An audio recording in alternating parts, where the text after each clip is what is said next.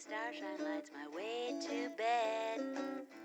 Magic rainbows glisten in my head. Just like a child, I live in Wonderland. All my dreams are coming true. Heavy shackles used to hold me down. I am just dropping in today to do another dress pattern review for you. Today I'm going to tell you all about the Jennifer Lauren handmade afternoon tea dress. My brain always wants to say Jennifer Lawrence instead of Jennifer Lauren, but it is Jennifer Lauren. So I will stand up and show you a little bit, tell you a little bit more about the dress that I've made shortly.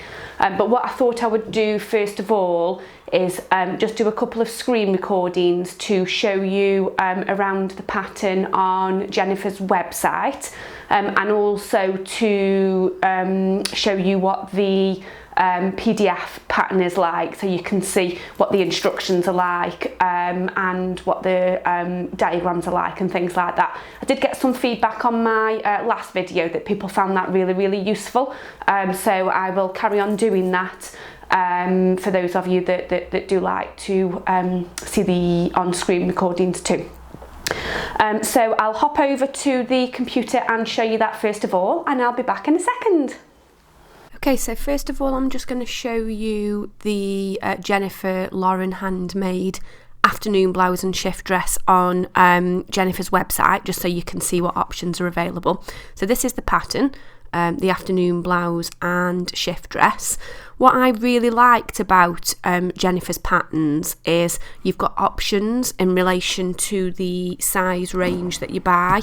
So you can see here you've got you can buy the pattern which includes all sizes, which ranges from a 6 to 24, and that's $12.99. I think that's Canadian dollars. I'll need to check on that.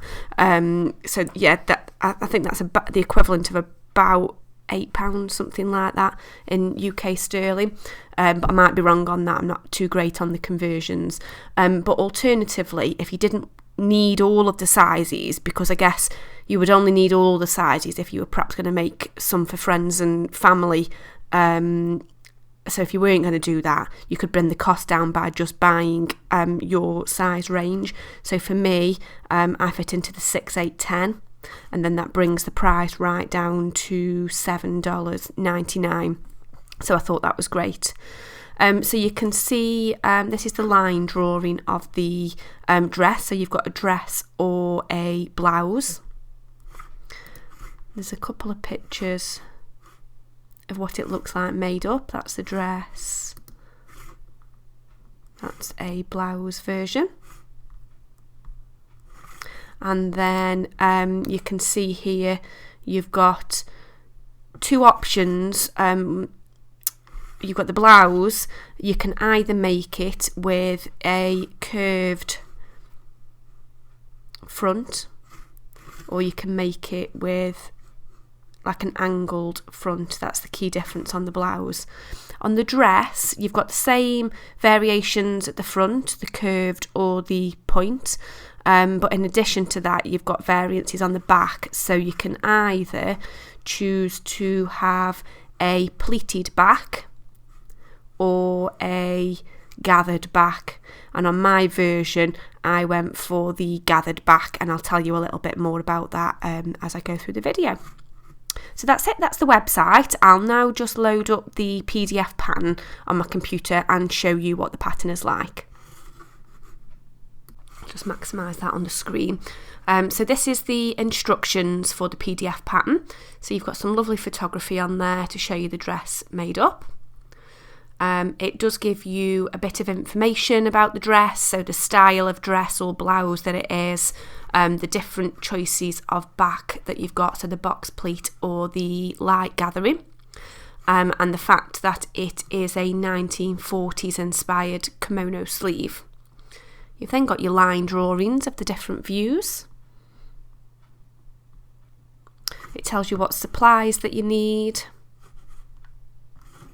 and it also tells you the suggested fabrics. So it says to look for fabrics with good drape, including lightweight cottons, etc.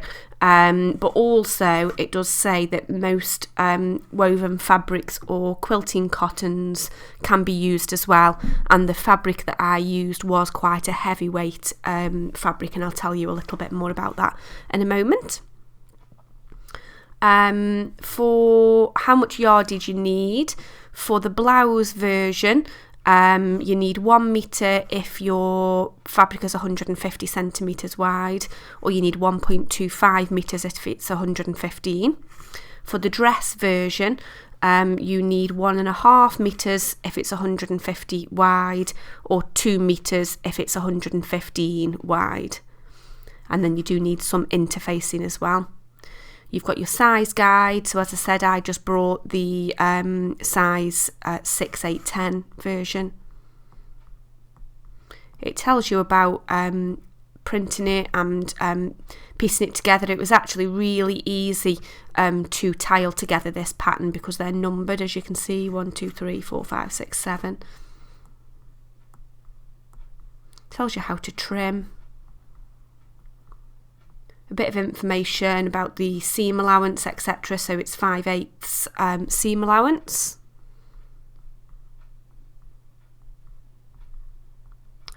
And then here are the instructions. So they're numbered step-by-step instructions. So you can see here you're starting with the facing.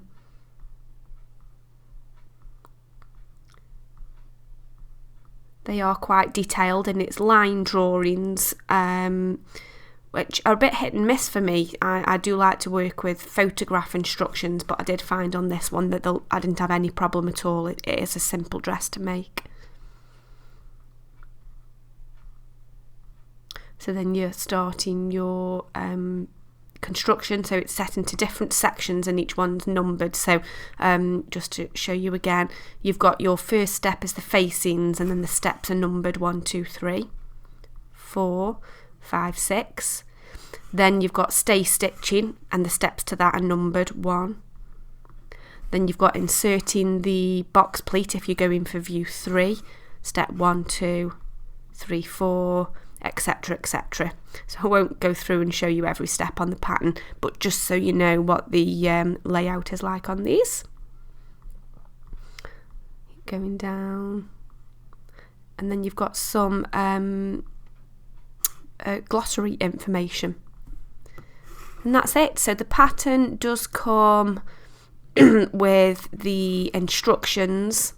You've got the copy shop view that you can send off to a copy shop as well, and you've got the PDF pattern that you can print at home. Okay, so let me carry on showing you my dress. Okay, so I hope you found that useful. I am just going to tell you a little bit more about my dress that I made.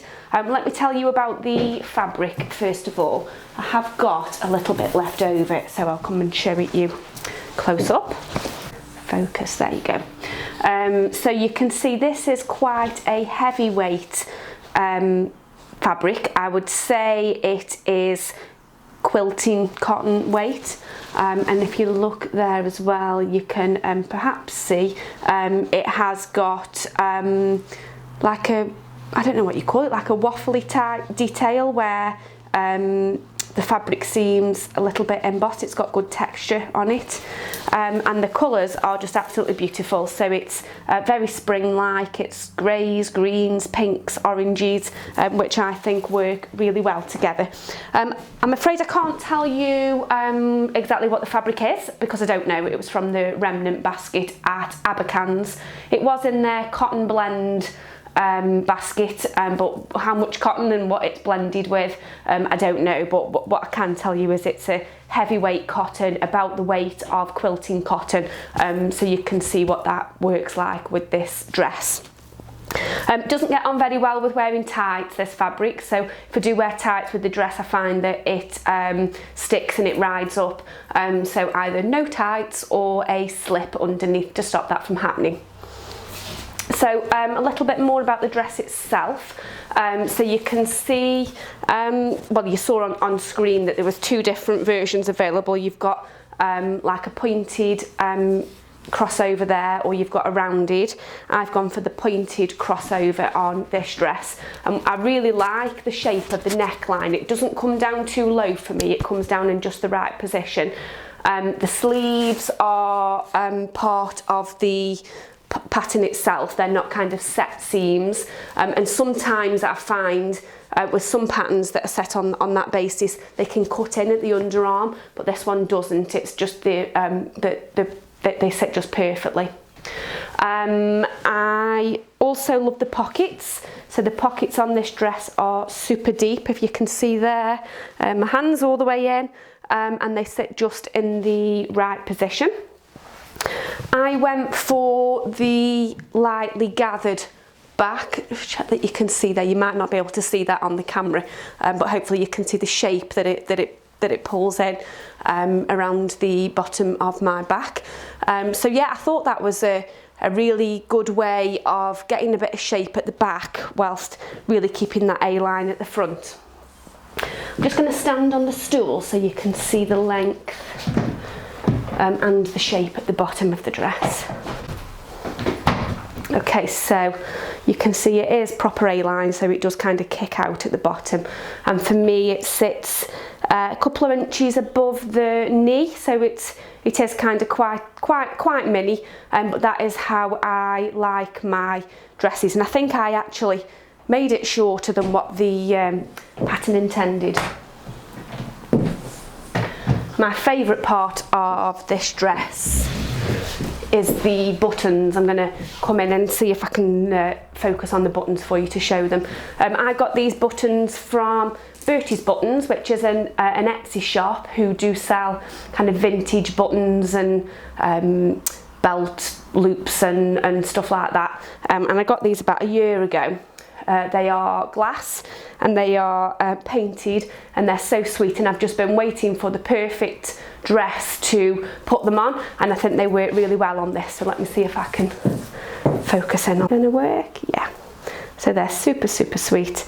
So yeah, they're glass and painted. So I know most of the versions of this dress that I've seen, they have a one large button, but I wanted to work with the 3. So I think they work really well. So yeah, the pattern itself, I didn't have any problems sewing at all. It was quite a quick make, and the instructions were good. The only thing that's a little bit tricky is getting the point at the front, and of course it does also have a centre front seam. So one thing I perhaps wished that I had done is had enough fabric to pattern match at the front, but I think I can just about get away with it on this print. But if you are using some kind of large print, just bear that in mind. You would need to get enough fabric to pattern match at the front, because it's going to be really obvious if you've got mismatched patterns running down a centre front seam. So I do definitely plan to make another version of this, but I'm going to try the blouse version next. And what I'm going to use is this lovely fabric that I've had in my stash for a couple of years now, I think. It's like a wrinkly cotton in a blue colour, and it's got little specks on. Let me just show you. Is it going to focus? Yeah. So it is quite sheer, this, hence making the blouse and not a dress, but it's quite crinkly, and I love these the texture that it's got running through it.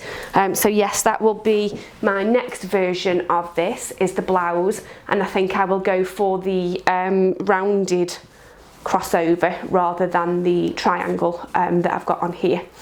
So I will keep you posted on how I get on with that. So that is it. I just wanted to tell you a little bit more about this pattern. I found it really great to sew, and this dress for me is absolutely perfect for work. I do work in an office, but it's not we have to wear business wear, but it's not an overly dressy office, and I do like to be comfortable, and I really like this style of dress because it doesn't sit in around your tummy area. So yeah, I will definitely be making more versions of this, especially for at work in the office. I think it's great. Okay, so thank you for watching. I hope you found that very useful. I'm super pleased that we're starting to get a little bit more daylight. I'm actually filming this video before I head off to work this morning, so I do hope to be able to bring you a wider variety of videos on the channel, maybe a couple of sewing tutorial type videos. Some people have asked me about specifically about installing concealed zips, and also about pattern matching, but up until now I've been sewing in an evening when I get home from work because I do work full time. So yeah, filming a video in the dark at night, it's just not going to be a very good quality. So now we've got a little bit more daylight, I hope to be able to do a little bit of sewing in the daylight, so I'll be able to share a wider variety of videos. If there is anything that you do want any tutorials on or anything like that, then feel free just to add a comment below. So have a wonderful week, and I will see you very soon. Heavy shackles used to hold me down. Now my feet don't even reach the ground. Just like a prisoner when his sentence ends, all my dreams are coming true. I think I'll go